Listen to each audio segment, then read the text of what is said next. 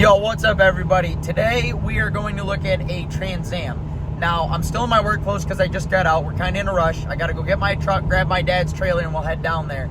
This car was listed a year ago for $7 grand as a running car. He parked it about 6 months ago. It hasn't run since. It needs at least a battery and an intake. And there's an intermittent security problem. It was originally $7 grand. It is now $500. That being said, I'm going to have to go buy another toy and put it in the driveway. So we're going to see if I can get this thing to run, get rid of the security system, and make this thing do at least one wheel burnouts.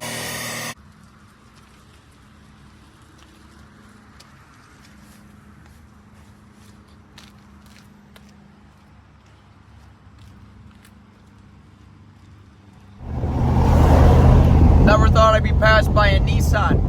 Anyways, I don't know if y'all can see what's behind me right now. I'm bringing her home. This is a 95 Firebird 3.4 automatic.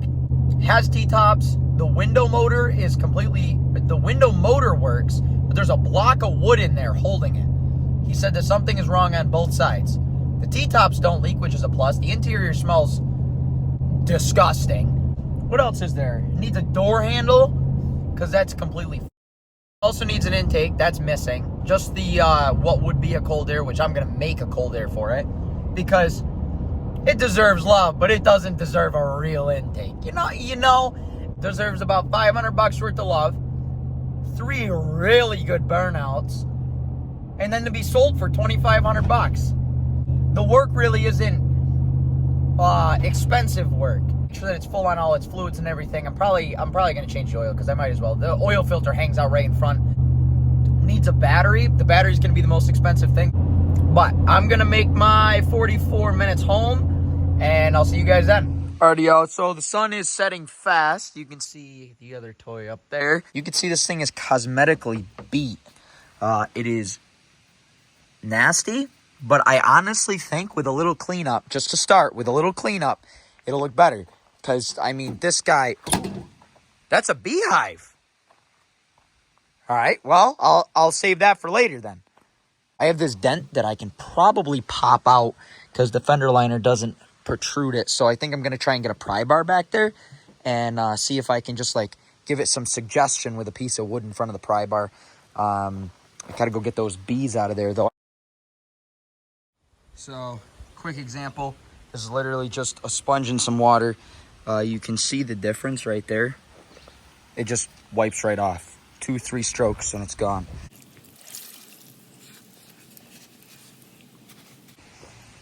As you can see, it's cleaned up all pretty now. Got the T-tops off, and I found the mirror in the glove box. So, got some sticky double-sided tape, and we're gonna put this back where it belongs. The Firebird decided that it would be acceptable behavior to have a fuel pump go bad. I thought it was a security system, so I tore into the dash. After a couple hours of looking, I found out that it was a starter relay-related security system that they had wired into the stock wiring harness and all these crazy configurations that I didn't know what I was looking at because I've never looked at one before. But so we're good on that. I know that it needs a fuel pump. I got one of those on order, an intake on order because it needs one of those as well. And we got to go grab a battery for the thing because the battery's stone dead. And we got to go grab a couple other things, so let's head to Walmart. So we got some goodies for the Firebird. By goodies, I mean the cheapest stuff money can buy. $20 oil, $5 filter, little trees, of course, a beautiful 3-pack. We got ourselves a Smoke X because it smells terrible in there. Some sea foam for the intake because I'm not putting plugs and wires in it. Some heat for the fuel because the fuel's very old. And a new battery because that one's trash. I got some help here, and we're going to drill, probably 4 holes. You're going to need 4. Air nibbler, 1, 2, 3, 4. Fold it up. Nibbles. Pull some stuff out of there, and we'll be good. You versus the guy she tells you not to worry about.